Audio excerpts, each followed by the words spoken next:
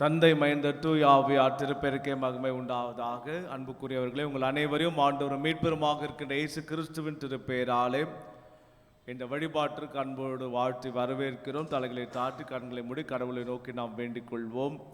கிருபையும் இரக்கம் நிறைந்தவரே, தாயும் தந்தைமானவரே, எல்லா நன்மைக்கும் ஊற்றும் உறைவிடமாக நிற்பதற்காக நன்றி செலுத்துகிறோம். புதிய புதிய நாட்களை நீங்கள் வாழ்வில் கிருபையாக தருகிறீர். ஆண்டவரே, நீர் கொடுத்த இந்த புனித செவ்வாய் வழிபாட்டிற்காக உமக்கு நன்றி செலுத்துகிறோம். ஆண்டவரே, 2 நாட்களில் ஆண்டவருடைய கிருபை எங்களோடு இருப்பதற்காக, நீர் ஆண்டவரே எங்களோடு இடைபடுவதற்காக உமக்கு நன்றி செலுத்துகிறோம். இப்போதும் ஆண்டவரே எங்களையும் இந்த வழிபாட்டையும் திருக்கரத்தில் தருகிறோம். ஆண்டவருடைய பிரசன்னத்தினால் நிரப்பும். இந்த வார்த்தைகளை ஆண்டவர் நாங்கள் கேட்கிற போது அதை எங்கள் வாழ்விலை பயன்படுத்திக் கொள்ள நீர் எங்களை வழிநடத்த வேண்டுமா எங்களை அர்ப்பணிக்கிறோம். எங்களை தாழ்த்தியும் திருக்கரத்தில் தருகிறோம். இந்த நன்மைகள் அனைத்தையும் இறைமகன் இயேசு கிறிஸ்துவின் வாழ்நின்று ஜபிக்கிறோம். அன்பு நிறைந்த கடவுளே, ஆமென். நாம் அனைவரும் எழுந்திருந்து கடவுளை துதித்து பாடும் வண்ணமாக கல்வாரி சிநேகம் கரைத்திடும் என்ன என்னும் பாடலை நாம் அனைவரும் எழுந்து நின்று இணைந்து பாடுவோம்.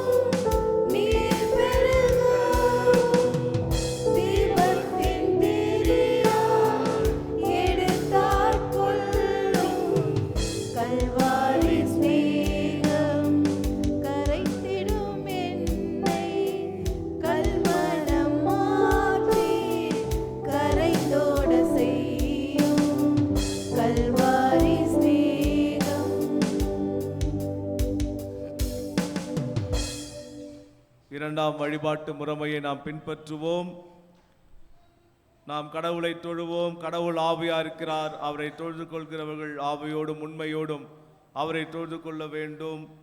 நம்முடைய பிதாவாகிய கடவுளாலும் கர்த்தராகிய இயேசு கிறிஸ்துவினாலும் உங்களுக்கு கிருபையும் சமாதானமும் உண்டாவதாக. சூரியன் உதிக்கும் திசை தொடங்கி அது அஸ்தமிக்கும் திசை மட்டும் கர்த்தருடைய நாமம் துதிக்கப்படுவதாக. ஆண்டவரே, எங்கள் உதடுகளை திறந்தருளும். பிதாவுக்கும் குமாரனுக்கும் பரிசுத்த ஆவியானவருக்கும் மகிமை உண்டாவதாக. திரியேக கடவுளை போற்றுவோம். சேனைகளின் கடவுளாகி கர்த்தரே, நீர் பரிசுத்தர் பரிசுத்தர் பரிசுத்தர். வானமும் பூமியும் மீது மகிமையால் நிறைந்திருக்கின்றன. உன்னதத்திலே ஓசன்னா.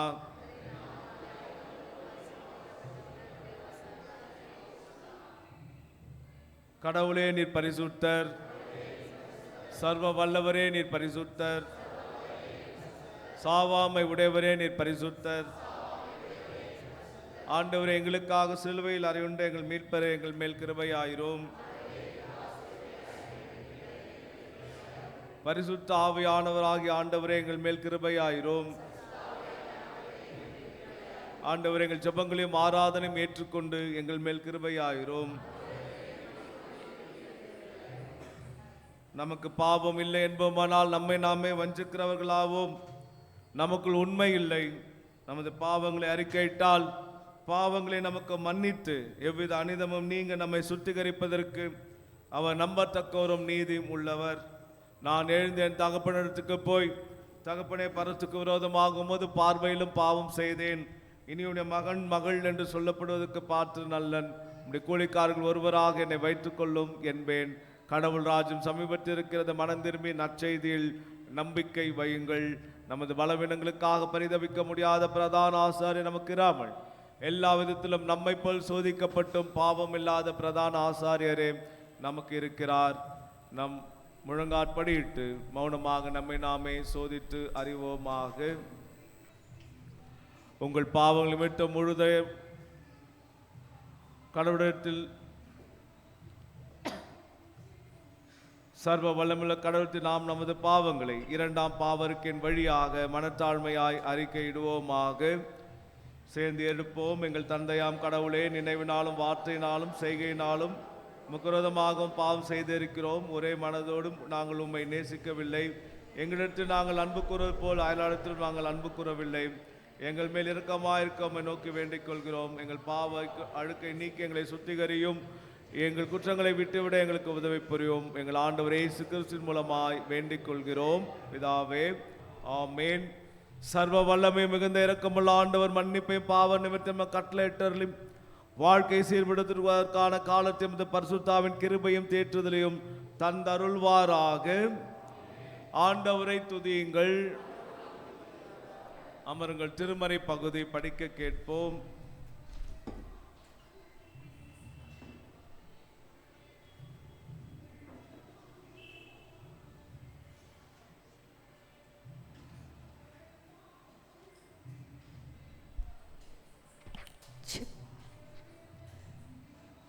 வாசிக்க தெரிந்து கொள்ளப்பட்ட வேத பகுதி யோவான் எழுதின சுவிசேஷம் 15ஆம் அதிகாரம், வசனங்கள் 1 முதல் 11 வரை. யோவான் 15ஆம் அதிகாரம்,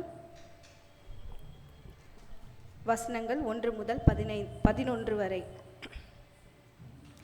நான் மெய்யான திராட்சை செடி, என் பிதா திராட்சை தோட்டக்காரர். என்னில் கனி கொடாதிருக்கிற கொடி எதுவோ அதை அவர் அறுத்து போடுகிறார்.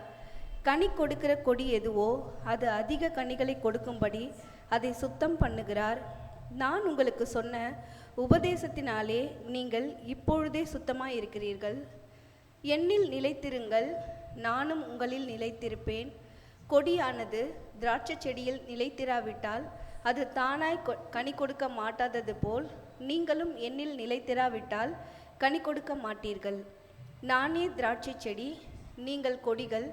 ஒருவன் என்னிலும் நான் அவனிலும் நிலைத்திருந்தால் அவன் மிகுந்த கனிகளை கொடுப்பான். என்னை அல்லாமல் உங்களால் ஒன்றும் செய்யக்கூடாது.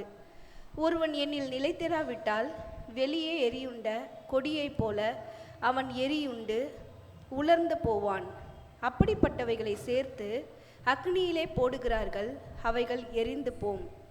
நீங்கள் என்னிலும் என் வார்த்தைகள் உங்களிலும் நிலைத்திருந்தால் நீங்கள் கேட்டுக்கொள்வது எதுவோ அது உங்களுக்கு செய்யப்படும். நீங்கள் மிகுந்த கனிகளை கொடுப்பதினால் என் பிதா மகிமைப்படுவார். எனக்கும் சீஷராய் இருப்பீர்கள். பிதா என்னில் அன்பாய் இருக்கிறது போல நானும் உங்களில் அன்பாயிருக்கிறேன். என்னுடைய அன்பிலே நிலைத்திருங்கள். நான் என் பிதாவின் கற்பனைகளை கைக்கொண்டு அவருடைய அன்பிலே நிலைத்திருக்கிறது போல நீங்களும் என் கற்பனைகளை கைக்கொண்டிருந்தால் என்னுடைய அன்பிலே நிலைத்திருப்பீர்கள். என்னுடைய சந்தோஷம் உங்களில் நிலைத்திருக்கும்படிக்கும் உங்கள் சந்தோஷம் நிறைவாய் இருக்கும்படிக்கும் இவைகளை உங்களுக்கு சொன்னேன். வாசிக்க தெரிந்து கொள்ளப்பட்ட வேத பகுதி வாஸ்தாயிற்று. தேவனே உமக்கே மகிமை உண்டாவதாக. ஆமென். அன்புக்குரியவர்களே, மீண்டுமாக உங்கள் அனைவரையும் இந்த வழிபாட்டிற்கு அன்போடு வாழ்த்தி வரவேற்கிறோம்.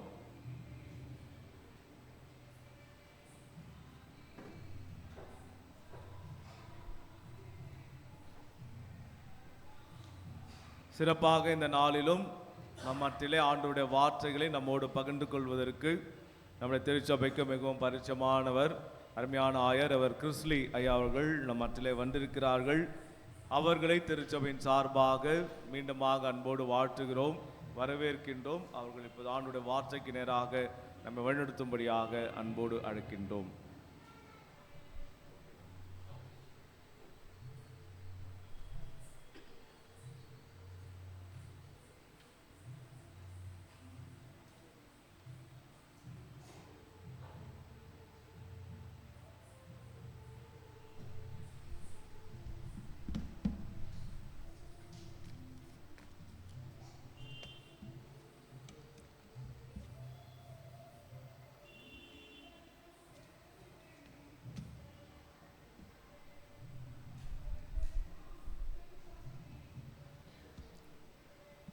இருந்தவனமாகவே நம்முடைய கண்களை மூடி நம்முடைய தலைகளை தாழ்த்தி ஆண்டவருடைய வார்த்தைக்காக அவருடைய சமூகத்தில் காத்திருப்போம், ஜெபம் செய்வோம்.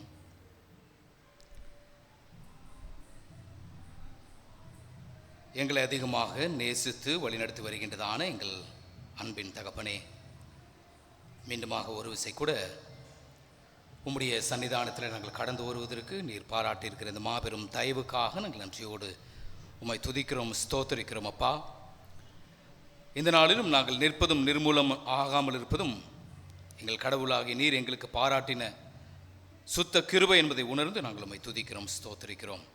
இப்பொழுது நம்முடைய வார்த்தை கேட்க நாங்கள் ஆவலோடு வந்திருக்கிறோம், நாங்கள் ஆயத்தத்தோடு வந்திருக்கிறோம். எங்களோடு கூட எங்கள் கர்த்தர் நீர் தாமே பேசும்படியாக கூட நாங்கள் செபிக்கிறோம். எங்களுடைய கரங்களில் நீர் கொடுத்திருக்கிற இந்த மணித்துளிகளை நாங்கள் சரியாக பயன்படுத்தி கொள்ள எங்களுக்கு எந்த விதத்திலும் கவன சிதறல் இராதபடி தேவனாகிய கர்த்தருடைய வார்த்தைக்கு நேராக எங்களுடைய கண்களை, எங்களுடைய செவிகளை, எங்களுடைய இருதயத்தை நாங்கள் ஏறெடுக்க கர்த்தர் நீர் தாமே உதவி செய்வீராக. அடியேனை மறைத்து தூய ஆவியானவர் தாமே வல்லமையாய் மகிமையாய் நீர் வெளிப்படும்படியாக கூட நாங்கள் செபிக்கிறோம். இயேசுவின் மூலம் ஜெபம் கேட்கிறோம் அன்புள்ள பரம்பிதாவே, ஆமென். ஆண்டவராகிய இயேசு கிறிஸ்துவின் இனிநல நாமத்தினாலே உங்கள் யாவரையும் நான் மீண்டுமாக வாழ்த்துகின்றேன், வரவேற்கின்றேன். நம்முடைய பிதாவாகி தேவனாலும் ஆண்டவராகிய இயேசு கிறிஸ்துவினாலும் உங்கள் அனைவருக்கும் கிருபையும் சமாதானமும் உண்டாவதாக. இந்த 3 நாட்கள், நேற்று இன்று நாளை ஆகிய இந்த 3 நாட்கள் உங்களோடு கூட இந்த ஆராதனையில் பங்கு பெறவும், ஆண்டவருடைய வார்த்தையை உங்களோடு கூட பகிர்ந்து கொள்ளவும் எனக்கு அருமையான இந்த வாய்ப்பை அளித்த அருமையான நம்முடைய சபை குருவானவர் ஐயா அவர்களுக்கும், ஆலயத்தினுடைய செயலர், பொருளர், கமிட்டி அங்கத்தினர்கள், திருமண்டல உறுப்பினர்கள், திருச்சபையின் மக்கள் ஆகிய உங்கள் அனைவருக்கும் என்னுடைய உள்ளத்தின் ஆழத்திலிருந்து நான் நன்றியும் வாழ்த்துதலையும் நான் சொல்லிக் கொள்கின்றேன். கர்த்தர் இந்த 2026வது வருடத்திலும் இந்த 3 மாதங்களை அவருடைய கிருபையினாலே நம்மை கடக்க என்ன செய்திருக்காருங்க, உதவி செய்திருக்காரு. ஒரு அல்லேலூயா சொல்லலாமா? அல்லேலூயா. சரிங்களா? இந்த வருடத்தில் எத்தனையோ பேர் நம்மோடு கூட சேர்ந்து என்ன செய்திருப்பாங்க, துவங்கி இருப்பாங்க. ஆனால் அவங்க எத்தனை பேர் அதை நிறைவு செய்திருப்பாங்க என்று சொல்லி பார்ப்போம் என்று சொன்னால் அது அநேக நேரங்களிலே ஒரு கேள்விக்குறி தான். அவர்களை காட்டிலும் நாம் விசேஷித்தவர்கள் அல்ல. ஆனாலும் கர்த்தர் தான் ஏதோ ஒரு திட்டத்தை நிறைவேற்றும்படியாக இன்னும் நமக்கு ஜீவனை கொடுத்து நம்மை வழிநடத்துகிறார். குறிப்பாக நீங்கள் என்னுடைய குடும்பத்தை நீங்கள் எடுத்துக்கொள்வேன் என்று சொன்னால் கூட கடந்த இந்த 120 நாட்களிலே என்னுடைய குடும்பத்திலே 3 இறப்புகள், என்னுடைய தாய் மாமா, என்னுடைய அத்தை அவங்களுடைய ஒய்ஃப், அடுத்தது எங்களுடைய சம்பந்தி, 3 பேரும் பார்த்தீங்கன்னா வெகு சின்ன சின்ன கேப்பில் என்ன பண்ண 3 பேருமே கர்த்தருக்குள்ளாக அவங்க நித்திரை அடைந்தாங்க. ஒன்று பின் ஒன்று நாங்கள் ப்ராசஸ் ஆகிறதுக்குள்ள அடுத்து மரணம் ஏற்பட்டது. சரிங்களா? இப்படி சூழ்நிலைகள் இப்படியாக இருக்கிற பொழுது கர்த்தர் ஏதோ ஒரு பெரிய திட்டத்தினாலே இன்னும் என்ன செய்திருக்காருங்க, நமக்கு ஜீவனை கூட்டி கொடுத்திருக்கிறார், நமக்கு ஆரோக்கியத்தை கொடுத்திருக்கிறார். அதை நன்றி பாராட்டுவதற்காக தான் அவருடைய ஆலய பிரகாரங்களுக்கு நாம் கடந்து வந்திருக்கிறோம். அந்த நன்றியுள்ள இருதயத்தோடு இன்றைக்கும் நம் ஆண்டவருடைய வார்த்தையை நாம் தியானிப்போம் என்று சொன்னால் அது நம் அனைவருக்கும் பயனுள்ளதாக இருக்கும். நான் எப்பொழுதுமே சொல்றது போல உங்க பக்கத்தில் இருக்கிற கரங்களை கொடுத்து இன்முகத்தோடு கர்த்தர் நல்லவர், அவருடைய கிருபை என்றும் உள்ளது என்று சொல்லி நீங்கள் பகிர்ந்து கொள்ளுங்கள். God is good, His love endureth forever. God is good all the time. சரி, நேற்று உங்களோடு கூட பகிர்ந்து கொண்ட செய்தி இன்னும் உங்களுடைய மனதிலே, உங்களுடைய நினைவுகளிலே அது ஃப்ரெஷ்ஷாக இருக்கும் என்று சொல்லி நான் விசுவாசிக்கின்றேன். நேற்று ஒரு ஹோம்ஒர்க் கொடுத்தேன். சரிங்களா? என்ன ஹோம்ஒர்க் கொடுத்தேங்க? ஒரு போர்ஷனை படிச்சுட்டு சொல்லி. ஒருவேளை சில பேர் வேலை நிமித்தமாக உங்களுடைய பிஸி ஸ்கெடியூலில் நீங்கள் படிக்க முடியாமல் இருந்திருந்தாலும் இன்னைக்கு வேத பகுதியாக அந்த பகுதியை நாம் வாசிக்கேட்டோம். யோவான் எழுதின நற்செய்தி நூல் 15வது அத்தியாயம் முதல் 11 வசனங்களை நாம் வாசிக்க கேட்டோம். சரிங்களா? சரி, இந்த பகுதியை நீங்கள் எடுத்து வைத்துக் கொள்ளும்படியாக அன்புடன் நான் கேட்டுக்கொள்கிறேன். சரி, இந்த பரிசுத்த வாரத்தில் இன்றைக்கு நாம் எப்படி இருக்கிறோங்க, இந்த தூய செவ்வாய் அல்லது ஹோலி டியூஸ்டே என்கின்றதான இந்த நாளிலே நாம் இருக்கின்றோம். இந்த நாளில் குறித்து நடந்த நிகழ்வுகளை கொடுத்தெல்லாம் நம்ம தியானிக்கணும் அப்படின்னு அதற்கு நமக்கு நேரம் போதாது. குறிப்பாக இந்த ஹோலி டியூஸ்டேவை எப்படி சொல்வார்கள் என்று சொன்னால், இது ஒரு கேள்வியின் நாள் என்று சொல்லி சொல்லுவாங்க. It is the day of questions, ஒரு கேள்வியின் நாள் என்று சொல்லி சொல்லுவாங்க. இப்போ உதாரணத்துக்கு பார்ப்போம் என்று சொன்னால், இந்த வேத பகுதியில் இந்த நாளிலே பிரதான ஆசாரியர்களும் மக்களின் மூப்பரும் இயேசுவினிடத்தில் வந்து இயேசு எந்த அதிகாரத்தினாலே அவர் செய்கிறதான அற்புதங்களையும் அடையாளங்களையும் செய்கிறார், அவர் எந்த அதிகாரத்தை கொண்டு சுகமளிக்கிறார் என்கின்றதான கேள்வி இயேசுவுக்கு முன்னதாக வைக்கிறாங்க. அப்ப அந்த கேள்விக்கு ஆண்டவராக இயேசு கிறிஸ்து என்ன செய்யறாருங்க, பதில் அளிக்கிறவராக இருக்கிறார். அது மாத்திரமல்ல, பரிசேயர்கள் இயேசுவினிடத்தில் வந்து அவருடைய பேச்சிலே அவர் ஊமைகளை சொல்லி கதைகளை சொல்லி போதிக்கிறார். பார்த்தீங்களா? அவருடைய சொந்த பேச்சில் அவரை சிக்க வைப்பதற்காக அவங்க வந்து என்ன கேட்குறாங்கன்னா, தங்கள் சீடரை ஏரோதியாருடன் அனுப்பி சீஷருக்கு வழி செலுத்துவதை குறித்து நீர் என்ன சொல்லுகிறீர் என்று சொல்லி அப்படிப்பட்டதான ஒரு கேள்வி ஆண்டவராக இயேசு கிறிஸ்துவிடத்தில் கேட்குறாங்க. அது மாத்திரம் இல்லாதபடி, ஆண்டவரே நீர் உயிர்த்தெழுதலை குறித்து என்ன சொல்லுகிறீர்? ஒரு சிலர் உயிர்த்தெழுதல் இருக்குதுன்னு சொல்றாங்க, ஒரு சிலர் உயிர்த்தெழுதல் இல்லைன்னு சொல்றாங்க. நீர் அந்த உயிர்த்தெழுதலை குறித்து என்ன சொல்லுகிறீர் என்று சொல்லி சதுசேயர் வந்து என்ன செய்யறாங்க, உயிர்த்தெழுதலை குறித்ததான கேள்வி ஆண்டவரிடத்தில் கேட்கிறாங்க. அது மாத்திரம் இல்லாதபடி இயேசு அவர்களுடைய வாய்களை அடைக்க செய்கிறார் தன்னுடைய தன்னுடைய போதனையின் மூலியமாக. அப்படி இருக்கிற பொழுது பரிசேயர்களும் இயேசுவினிடத்தில் கூட்டி வந்து என்ன கேட்குறாங்க, ஆண்டவரே முதன்மையான கட்டளைன்னு நீங்க எதை சொல்றீங்க? எத்தனையோ கட்டளைகள் மோசே நமக்கு கொடுத்திருக்கிறாரு, அவைகளிலே முதன்மையான கட்டளை நீங்க என்ன சொல்றீங்கன்னு எப்படியாவது ஆண்டவராக இயேசு கிறிஸ்துவை சிக்க வைப்பதற்காக அநேக கேள்விகளை அவருக்கு முன்பதாக தொடுக்கிறாங்க. அதனால வரலாற்று ஆசிரியர்கள் என்ன சொல்லுவாங்கன்னா, இந்த ஹோலி டியூஸ்டேங்கிறது it is a day of questions, இது ஒரு கேள்வியின் நாள் என்று சொல்லி சொல்லுவாங்க. இப்போ இந்த கேள்வியெல்லாம் நம்ம தியானிக்கணும்னா கண்டிப்பா நமக்கு என்ன பத்தாதுங்க, நேரம் போதாது. அப்போ நேற்று ஆராதனை முடிவிலே அந்த செய்தியின் நிறைவிலே எதை முடித்தோமோ அதிலிருந்து ஒரு தொடர்ச்சியாக இன்றைக்கு நான் கண்டினியூ பண்ண வேண்டும் என்று சொல்லி நான் ஆசைப்படுகின்றேன். சரி, நேற்று எந்த டாபிக்ல நம்ம பார்த்தோங்க, கனி தருக அத்திமரத்தை குறித்து நம்ம பார்த்தோம். அத்திமரம்ங்கிறது யாரை குறிக்கிறதுன்னு பார்த்தோம், இஸ்ரவேல் ஜனங்கள். அதனுடைய வேர் எதை குறிக்கிறதுங்க, எருசலேம் திருக்கோவில் அல்லது எருசலேம் தேவாலயத்தை குறிக்கிறது என்று சொல்லி பார்க்கிறோம். அப்ப கர்த்தர் ஆண்டவராக இயேசு கிறிஸ்து பசியாகி அத்திமரத்தை பார்த்து அதில் என்ன எதிர்பார்த்தார்னு பார்த்தோம், கனிகளை எதிர்பார்த்தார் என்று பார்த்தோம். அது டிசைன் பண்ணப்பட்டது எதற்காக, கனி கொடுப்பதற்காக. ஆனால் அது கனி கொடுக்கல, இவர் ஏமாற்றத்தில் அதை சபிச்சிட்டார் அப்படின்னு சொல்லி பார்க்கிறோம். சரிங்களா? சரி, இப்போ இன்னைக்கு நாம எதை சிந்திக்க போகிறோம் என்று சொன்னால், கனி கொடுப்பது எப்படி. இப்போ ஆண்டவர் வந்து நம்ம இடத்துல என்ன செய்யறாருங்க, கனியை எதிர்பார்க்கிறார். அந்த கனியை நாம் எப்படி கொடுப்பது, ஹவு கேன் வி பேர் ஃப்ரூட் என்பதை தான் இன்றைக்கு நாம் தியானிக்க இருக்கின்றோம். சரிங்களா? அப்போ நேற்று பிக்சர்ஸ் போட்டு நான் காமிச்சேன். இலைகள் இல்லை, ஆனால் மொட்டுக்கள் இருந்தாலுமே அது எப்படிங்க, அது கனி கொடுக்கிற அந்த ப்ராசஸ்ல இருக்குது. அப்போ இலைகள் இருக்கும் என்று சொன்னால் கண்டிப்பாக அது கனி இருக்கக்கூடியதான ஒரு மரமாக இருந்திருக்க வேண்டும். ஆனால் அது எப்படி இருக்குதுங்க, ஒரு மாய்மாலமாக, ஒரு இப்போக்ரிட்டிக்கலான ஒரு லிவிங்காக, ஒரு இப்போக்ரிட் வாழ்வு போல அது வெளிப்படையாக வெளியரங்கமாக பச்சை பசேல் என்று இலைகளோடு இருந்திருந்தாலும் அதுக்கு உள்ள சென்று பார்க்கும்போது என்ன இல்லைங்க, கனி இல்லை என்று சொல்லி நம்ம பார்த்தோம். அப்போ கனி கொடுக்கின்றது மிக மிக அவசியம் என்பது வேதம் நமக்கு கற்றுக் கொடுக்கிறது. அப்போ இன்றைய செய்திக்கு ஆதாரமாக நாம் வாசிக்க கேட்டதான அந்த யோவான் நற்செய்தி நூல் 15வது அத்தியாயத்தை நாம் வாசிக்க கேட்டோம். சரி, அதை எடுத்து வைத்துக் கொள்ளுங்க. இதுல 3 கேரக்டர்ஸ் வருது. இந்த உவமையில ஆண்டவராக இயேசு கிறிஸ்து இதை ஒரு கதையாக அல்லது ஒரு போதனையாக சொல்றாரு பாத்தீங்களா. இதுல 3 கேரக்டர்ஸ் வருது. முதலாவது யார் என்று சொல்லி பார்ப்போம் என்று சொன்னால் God the Father. சரிங்க, தந்தையாகிய கடவுள் அவர் வருகிறார். அவர் யார் என்று சொன்னால் அவர்தான் திராட்சை தோட்டக்காரர். யாருங்க, திராட்சை தோட்டக்காரர். அது யாரு, God the Father, vine dresser என்று சொல்லி ஆங்கிலத்தில் பார்க்கிறோம்.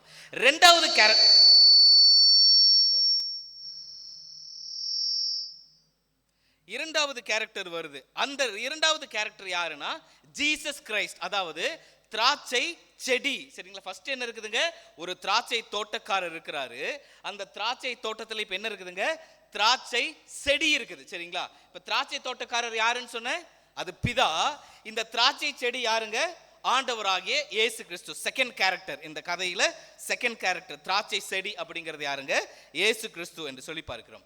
மூன்றாவது ஒரு கேரக்டரும் இந்த கதையில வருது. அது என்னவென்று சொன்னால் கொடிகள். எதுங்க, திராட்சை கொடிகள். அந்த திராட்சை கொடிகள் தான் யார் அப்படின்னா நீங்களும் நானும். சரிங்களா, கிறிஸ்தவர்கள், அதாவது ரட்சிக்கப்பட்ட மீட்பை பெற்றுக்கொண்ட கிறிஸ்துவை ரட்சகராக ஏற்றுக்கொண்டிருக்கிற பிள்ளைகளாகிய நீங்களும் நானும் தான் யாருங்க, திராட்சை கொடி. அப்ப 3 கேரக்டர். ஃபர்ஸ்ட் என்னது, திராட்சை தோட்டக்காரர், அவர் யாருங்க, பிதாவாகிய தேவன். அப்ப ரெண்டாவது கேரக்டர் யாரு, திராட்சை செடி, அது யாரு, ஆண்டவராகிய இயேசு கிறிஸ்து. மூன்றாவது கேரக்டர் யாருங்க, கொடிகள். சரிங்களா, அந்த திராட்சை கொடிகள், அது யாருங்க, நீங்களும் நானும் என்று சொல்லி நாம பார்த்தோம். சரிங்களா, இதை நீங்க மனதில் வைத்துக் கொள்ளுங்க.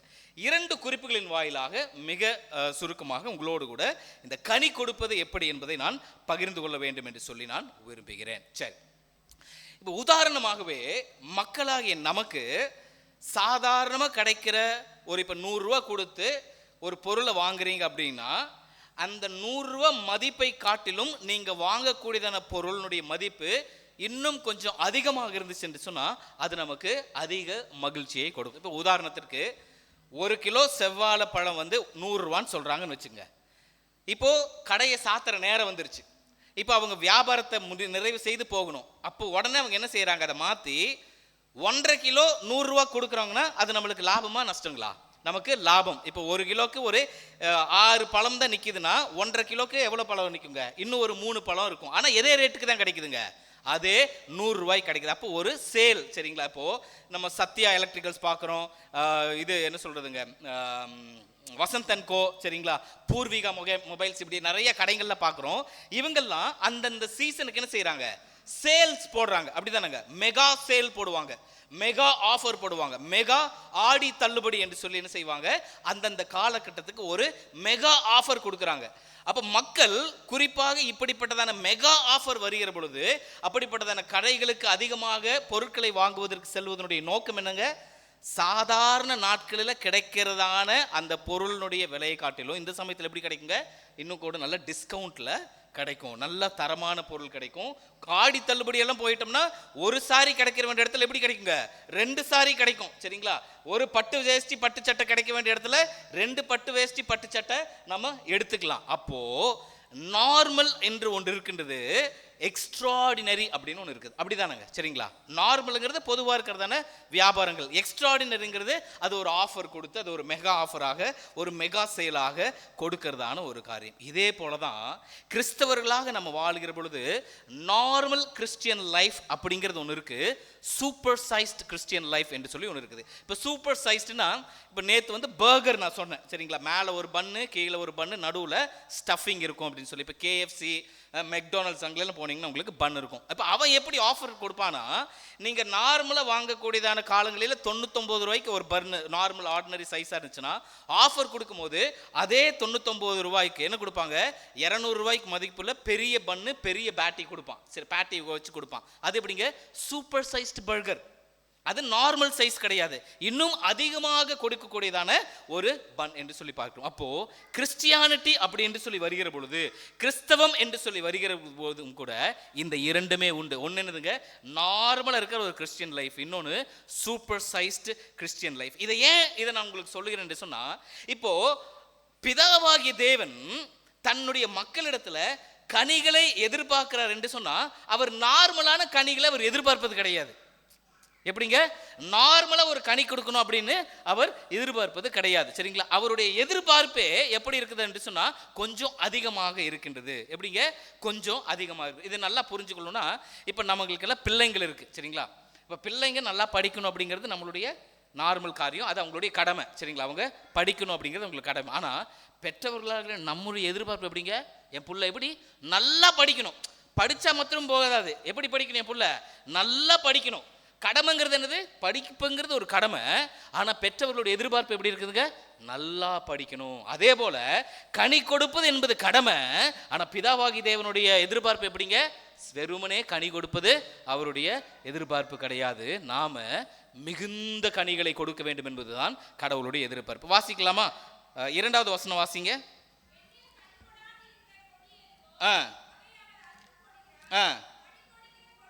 இப்போ என்ன சொல்றாரு, கனி கொடுக்கிற கொடி. ஃபர்ஸ்ட் என்ன சொல்ற, கனி கொடாத கொடி ஒன்று இருக்குது. அடுத்தது கனி கொடுக்கிற கொடி ஒன்று இருக்குது. கனி கொடுக்கிற கொடி எதுவோ அது அதிக கனிகளை கொடுக்கும்படி அதை சுத்தம் பண்ணுகிறார். அப்போ God is not satisfied when you just give fruit. நீங்க வெறுமனே கனி கொடுப்பதுல மாத்திரம் கடவுள் திருப்தி ஆவது கிடையாது.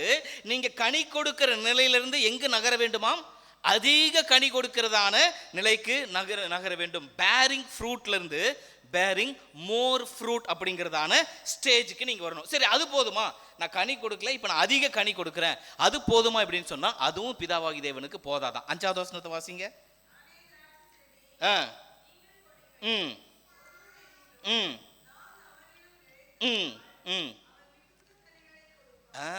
அவன் என்ன செய்வானாம், மிகுந்த கனிகளை கொடுப்பானாம். இது அடுத்த படிநிலை. சரிங்களா, ஃபர்ஸ்ட் கனி கொடுக்கிற நிலை, அதுக்கு அடுத்தது அதிக கனி கொடுக்கிற நிலை, அதுக்கு அடுத்தது எப்படிங்க, மிகுந்த கனி கொடுக்கிற நிலை. பேரிங் ஃப்ரூட், பேரிங் மோர் ஃப்ரூட், பேரிங் மச் ஃப்ரூட். சரிங்களா, அதை தான் ஆண்டவர் எதிர்பார்க்கிறார் என்று சொல்லி பார்க்கிறோம். அப்போ நல்லா கவனிங்க, ஒரு மனிதனுடைய வாழ்வில், ஒரு கிறிஸ்தவனுடைய வாழ்வில் கனி கொடுக்கிற வாழ்வு அல்லது கனி என்று சொன்னால் அது எதை குறிக்கிறது என்று சொன்னால், பயனுள்ள ஒரு கிறிஸ்தவ வாழ்வை அது குறிக்கிறது.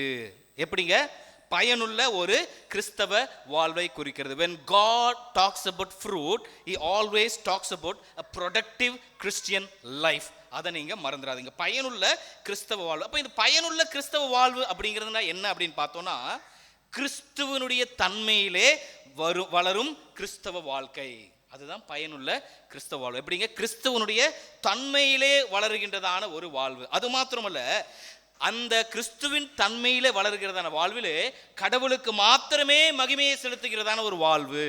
அது மாத்திரமல்ல, பிறருக்கு நன்மை செய்கிறதான வாழ்வு. இது மூன்றும் சேர்ந்துதான் பயனுள்ள கிறிஸ்டியன் லைஃப். என்னதுங்க, பயனுள்ள கிறிஸ்தவ வாழ்வு, ப்ரொடக்டிவ் கிறிஸ்டியன் லைஃப் என்று சொல்லி பார்க்கிறோம். என்னென்னதுங்க, கிறிஸ்துவனுடைய தன்மையில வளரணும், பிதாவாகிய கடவுளை மகிமைப்படுத்துகிற வாழ்வில் வாழணும், பிறருக்கு நன்மை செய்கிறவர்களாக வாழணும். இப்படி வாழ்வதுதான் கனி கொடுக்கிறதான ஒரு வாழ்வு என்று சொல்லி நாம பார்க்கிறோம். ஆனா பிதாவாகி தேவன் வெறும் கனி கொடுக்கிற வாழ்வை மாத்திரம் அவர் எதிர்பார்க்கல. அவர் எப்படி எதிர்பார்க்கிறாருங்க, மிகுந்த கனிகளை கொடுப்பதை தான் அவர் எதிர்பார்க்கிறார். வாசிங்க 8வது திருவசனம்.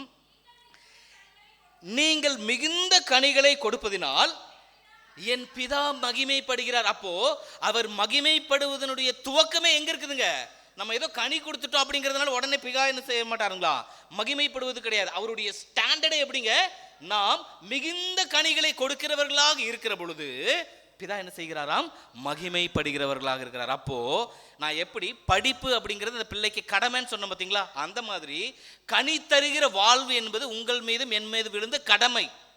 எப்படிங்க, கனி தருவது என்பது நம் மீது விழுந்த கடமை. ஆனா நம்முடைய பிதாவின் எதிர்பார்ப்பு என்னவென்று சொன்னால், நீங்களும் நானும் எப்படிப்பட்ட கனியை கொடுக்கணுங்க? மிகுந்த கனிகளை கொடுக்கணும். எப்படி? நம்முடைய பிள்ளைங்க படிப்பு என்பது கடமை, ஆனா நல்லா படிக்கணுங்கிறது நம்முடைய எதிர்பார்ப்பு இருக்கு பார்த்தீங்களா? அதுபோல பிதாவாகிய தேவனுடைய எதிர்பார்ப்பு என்னதுங்க? என்னுடைய பிள்ளைகள் எப்படி இருக்கணும்? கனி தந்தா போதாது, அதிக கனி தந்தா போதாது, அதையும் தாண்டி அவர்கள் மிகுந்த கனிகளை கொடுக்கிறவர்களாக இருக்க வேண்டும்.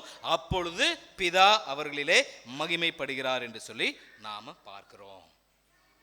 புரியுதுங்களா? சரிங்களா? இப்போ இந்த கனி ஃப்ரூட் அப்படிங்கிறது பார்க்கிற பொழுது இந்த ஃப்ரூட்டை குறித்த ஒரு சில விஷயங்கள் நாம் தெரிந்து கொள்வோம். எல்லாத்துக்கும் தெரிஞ்ச விஷயம் தான், அதை உங்களுக்கு முன்பதாக பிரசன்ட் பண்ண வேண்டும் என்று சொல்லி நான் ஆசைப்படுகிறேன். இதை நாம் புரிந்து கொள்வோம் என்று சொன்னால் இந்த சத்தியத்திற்குள்ள ஆழமாக செல்வதற்கு அது நமக்கு ஏதுவாக இருக்கும். ஒரு கனிக்கு 3 குணாதிசயம் உண்டு. Every fruit will have 3 characteristics என்று சொல்லி பார்க்கிறோம். முதலாவது என்னவென்று சொன்னால், ஒரு கனி அது எந்த மரத்தோடு தன்னை இணைத்து கொண்டிருக்கின்றதோ அல்லது எந்த மரத்தினுடைய கனியாக இருக்கின்றதோ அந்த கனியானது அந்த மரத்தினுடைய குணாதிசயத்தை வெளிப்படுத்துகின்றதாக இருக்கும். ஒரு கனி தான் இணைந்திருக்கின்றதான மரத்தினுடைய குணாதிசயத்தை வெளிப்படுத்தும் என்று சொல்லி பார்க்கிறோம். Fruit always bears the character of the tree in which it is a part. இப்போ உதாரணத்துக்கு என்னுடைய இல்லத்தை எடுத்துக்கொண்டு சொன்னால், என்னுடைய இல்லத்தில் ஒரு மாமரம் இருக்குது, சரிங்களா? பங்கனப்பள்ளி மாமரம் ஒன்று இருக்குது. என்னுடைய பக்கத்து வீட்டுக்காரர்கள் இடத்துல பார்த்தீங்கன்னா அவங்க வீட்லேயும் 2 மாமரம் இருக்குது, சரிங்களா? எங்களுடைய டெரஸில் பார்த்தீங்கன்னா டெரஸ்க்கு லெஃப்ட் சைடில் எங்கள் வீட்டில் இருக்கிற மாமரம், ரைட் சைடில் பார்த்தீங்கன்னா அவங்க வீட்டில் இருக்கிற மாமரம். அவங்க எங்கள் டெரஸ்லேருந்து இப்படி பறிச்சா பக்கத்து வீட்டு மாமரத்தை பறிச்சிடலாம், இப்படி பறிச்சா எங்கள் வீட்டு மாமரத்தை பறிச்சிடலாம், சரிங்களா? இப்படி ரொம்ப க்ளோஸ்டாக இருக்கும், சரிங்களா? இந்த 2 மாமரத்துக்கு என்ன டிஃப்ரென்ஸ்னா, அதாவது என்னுடைய வீட்டில் இருக்கிற மரத்துக்காக நான் சொல்லலை, அது அந்த மரத்தினுடைய தன்மையை நான் சொல்கிறேன். எங்கள் வீட்டில் இருக்க அந்த மரத்தினுடைய தன்மை என்னன்னா, அது ஸ்வீட் இன் நேச்சர். அந்த பழம் நீங்கள் காயில் பறித்து சாப்பிட்டீங்கனாலும் இனிப்பாக இருக்கும், பழுக்க வச்சு சாப்பிட்டீங்கனாலும் அவ்வளவு இனிப்பாக இருக்கும். ஏனென்று சொன்னால் அது அந்த மரத்தினுடைய குணாதிசயம். அந்த பழம் அந்த மரத்தினுடைய குணாதிசயமாக அந்த ஸ்வீட்னஸை எதில் ரிஃப்ளெக்ட் பண்ணுதுங்க? அந்த கனியில் ரிஃப்ளெக்ட் பண்ணுது. இப்போ அதே என்னுடைய பக்கத்து வீட்டுக்காரனுடைய பழத்தை பறிச்சோம்னா அதனுடைய நேச்சர் என்னன்னா புளிப்புத்தன்மை வாய்ந்தது. அந்த மரத்தினுடைய தன்மை எப்படிங்க? புளிப்புத்தன்மை. அந்த பழத்தை வச்சு நீங்கள் ஒரு காய் அடித்து படித்து வாயில் வச்சிங்கன்னா சல்லுன்னு இப்படி இழுக்கும், தெரியுது? பார்த்துக்கலாம்லங்க. புளிப்பு நம்ம கடிச்சோம்னே ஆகும், அப்படியே இந்த இடத்துல இழுக்கும் பார்த்தீங்களா? லிட்டரலாக அப்படி இருக்கும். நானும் ஒவ்வொரு சீசனுக்கு பார்க்குறேன், அவங்க பறிக்கவே மாட்டாங்க. ஏன்னா அது உண்ணுவதற்கு தகுதியானது கிடையாது. ஊறுகாய் வேணா போடலாமே தவிர அந்த பழத்தினுடைய அந்த மரத்தினுடைய பழம் என்பது உண்ணுவதற்கு, அதாவது ஒரு பழமாக வச்சு நீங்கள் உண்ணுவீங்க, அதை சாப்பிடவே முடியாது. ஏன்னா அவ்வளவு புளிப்பு. அப்போ அந்த புளிப்புங்கிறது எதோட தன்மைங்க? அந்த மரத்தோட தன்மை. அப்போ ஒவ்வொரு கனியும் அது எந்த மரத்தோடு தன்னை இணைத்து கொண்டிருக்கிறதோ அந்த மரத்தினுடைய குணாதிசயத்தை அது வெளிப்படுத்துகிறதாக இருக்கும் என்று சொல்லி நம்ம பார்க்கிறோம். இது கனியினுடைய முதலாவது கேரக்டர். இரண்டாவது என்ன கேரக்டர் என்று சொன்ன பார்ப்போம் என்று சொன்னா, கனி என்பது எப்பொழுதுமே மறைவாகவே இருக்காது. எப்படி இருக்காதுங்க? மறைவாகவே இருக்காது. அது கண்களுக்கு தெரிகிற வண்ணமாக அழகாக தென்படுகின்றதாக இருக்கும். There is no invisible fruit. Fruit is always visible. Fruit என்பது எப்படிங்க? மறைஞ்சிருக்காது. அது எப்படிங்க? வெளிப்படையாக கண்களுக்கு புலப்படக்கூடியதாக இருக்கும். இது இரண்டாவது காரியம். எது? ஃப்ரூட்டை பற்றி என்னதான அதனுடைய இரண்டாவது குணாதிசயம். மூன்றாவது குணாதிசயம் என்னவென்று சொன்னால், ஒரு கனி என்பது அது எப்பொழுதுமே அடுத்தவர்களுக்காக பிறர் நலனுக்காகவே இருக்குமே தவிர கனி தன்னை தானே என்ன செய்வது கிடையாதுங்க? சாப்பிடுவது கிடையாது. நீங்க போய் எந்த ஒரு பழம் எடுத்தீங்கனாலுமே அது என்ன செய்யறதுங்க? தன்னை தானே சாப்பிடாது. அது யாருக்கு தான் பயனுள்ளதாக இருக்கும்?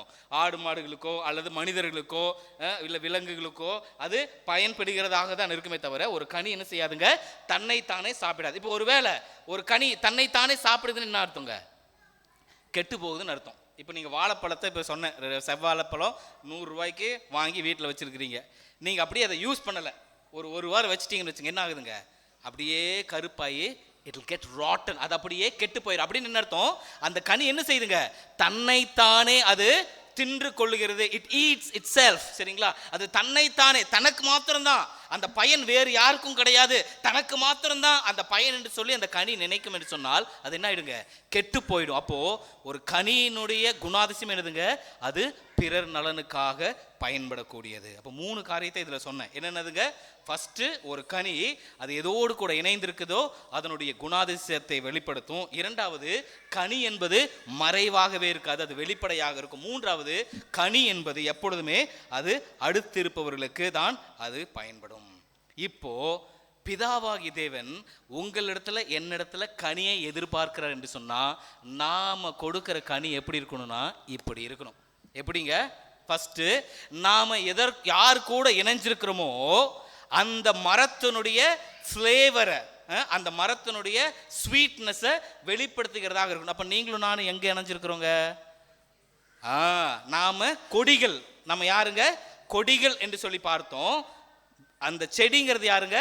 ஆண்டவராகிய இயேசு கிறிஸ்து. அப்போ இந்த திராட்சை கொடி திராட்சை செடியாகிய இயேசு கிறிஸ்து கூட இணைந்திருந்தால் தான் என்ன பண்ண முடியுங்க? இவர்கிட்ட இருக்கிறதான குணாதிசயத்தை இந்த செடி என்ன செய்யும், அந்த கொடி என்ன செய்யுங்க? வெளிப்படுத்தும். அது மாத்திரமல்ல, நான் கர்த்தரு கூட இணைஞ்சிருக்கிறேன், ஆனா என்னுடைய கனியை வெளிக்காட்ட மாட்டேன் அப்படின்னு நம்ம இருக்க முடியுமா? இருக்க முடியாது. ஏன்னா கனிங்கிறது என்னதுங்க? அது வெளிப்படையாக இருக்கும், தன்னை வெளிக்காட்டிக் கொள்ளும். அப்போ நம்ம கிட்ட கனி தருகிறதான வாழ்வு இருக்குதுன்னா அந்த கனிகளை யார் பார்க்கணுங்க?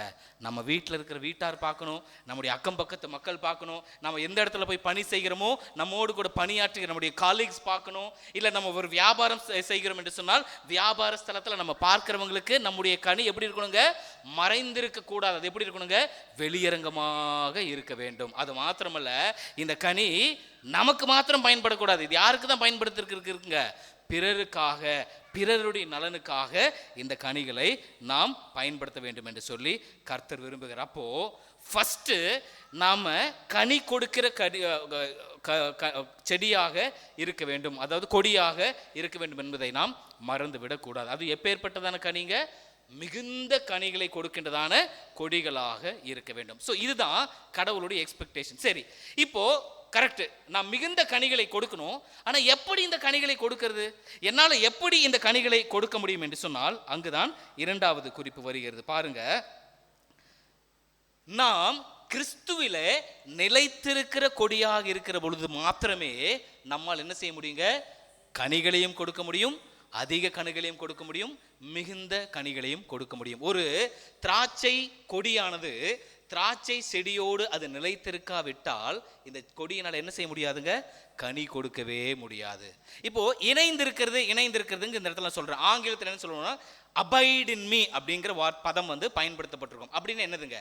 இணைந்திருக்கிறதுன்னு என்னதுங்க? சார்ந்து இருக்கிறது. சரிங்களா? சரி, இன்னும் எளிதில் புரியறதுக்கு நான் சொல்றேன். இப்போ எல்லார் வீட்லயும் டிவி இருக்கு. சரிங்களா?